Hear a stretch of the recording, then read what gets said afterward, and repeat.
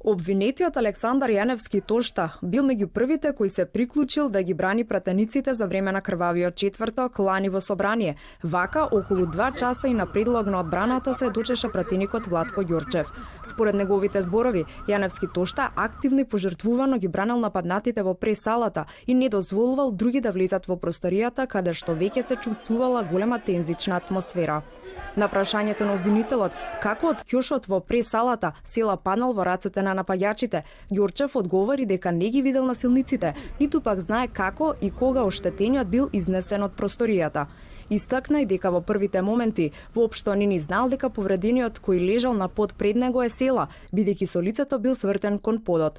Подоцна дознал дека тој е тешко повреден. Откако ги евакуирав повредените, крвави и истоштени пратеници во мојата канцеларија, слушнав дека пратеникот Зијадин Села е тешко повреден и дека се наоѓа во канцеларијата на третиот кат во собраниската зграда. Отидов таму, бев со Никола Тодоров и со медицинската екипа. Села беше тешко повреден, едва зборуваше. Му реков дека ќе излеземе од тука. Го прашав дали знае која крвна група е. Едва и проговори. Со пенкала напишав на дуксерот во кој беше пресоблечен. Потоа го евакуиравме преку собраниските гаражи. За време на судењето, Јаневски Тошта стана, но наместо да постави прашање како што помисли судиката, тој само му се заблагодари на Ѓорчев за сведочењето.